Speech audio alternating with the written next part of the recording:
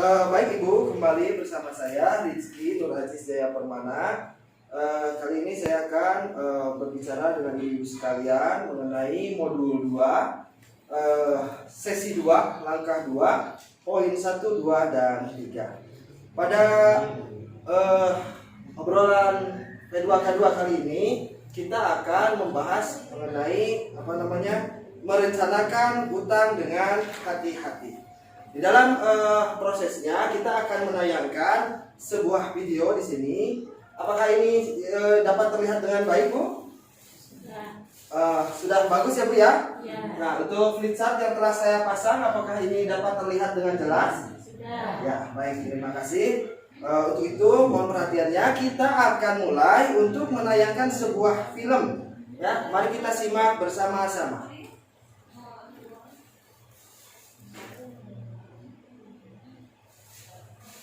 Ya.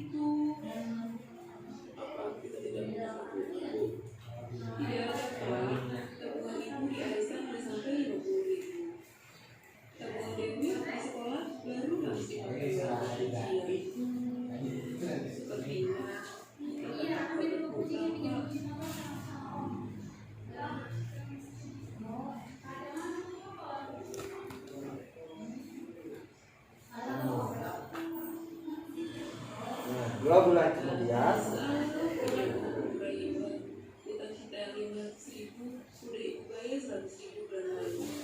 tapi kita masih harus setor 200.000 lagi dalam 5 bulan. Padahal waktu menyerahkan uangnya, guru itu sudah langsung $20.000 dan kita jadi bayar setengah rumah. Pak, dia pasti mengatakan juga.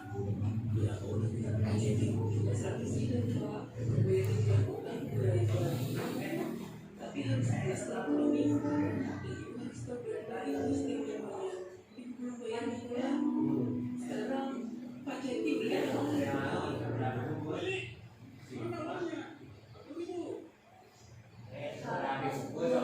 ya. Baik Ibu-Ibu, untuk penayangan filmnya sudah dapat disaksikan dari awal sampai akhir, Bu? Sudah ya. Ada sebuah kisah di sini yang menunjukkan bahwa telah terjadi anaknya sakit. Nah, masalah keuangan apa, Bu, yang sedang dihadapi oleh Ibu Lili dalam film tersebut, Bu? Biaya rumah sakit, ya.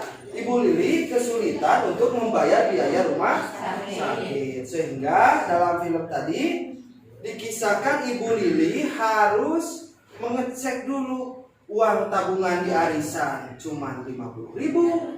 Uang tabungan Dewinya juga sudah habis dipakai untuk biaya ujian, sehingga Ibu Lili terpaksa berhutang, ya, harus meminjam, ya. Nah, setelah 2 bulan kemudian ternyata ada yang apa, Bu?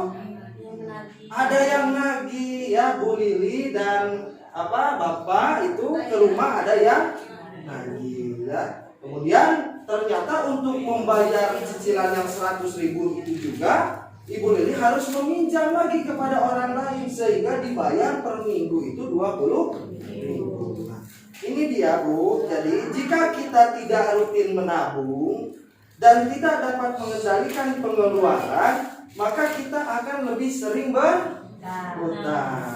Utang yang tidak dikelola dengan cermat bisa membawa masalah besar, ya Bu ya. Nah, ketika hutang tidak dapat dikelola dengan benar akan menimbulkan masalah yang besar. Contoh tadi, hutangnya 500, minjam uang ke Ibu Raiba, kemudian minjam uang lagi ke Pak Seti, dibayarnya harus dicicil 20.000 per minggu. gitu ya, seperti itu. Nah, sekarang di samping saya Ibu ada flip chart 2A tentang sebelum meminjam.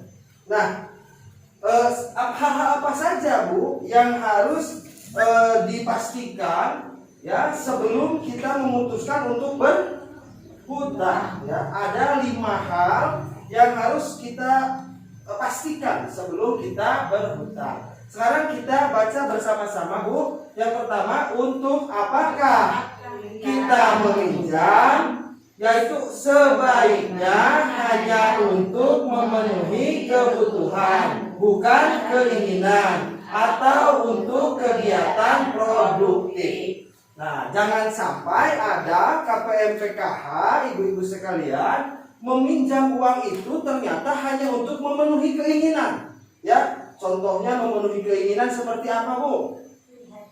Ya, beli HP baru, ya. Karena mungkin HP-nya memang dirasa sudah jadul, ingin ganti yang baik, tapi sebenarnya kita perlu kebutuhan yang lebih mendesak. Contoh, untuk bayar listrik, untuk beli gas ya, atau misalkan untuk beli nasi beras ya, di rumah sudah habis. Maka kita jangan sampai harus membeli HP kalau beras tidak kita beli, gitu ya. Yang kedua, mari kita baca bersama-sama juga, Bu. Apakah ada cara lain yang bisa dilakukan sebelum berhutang?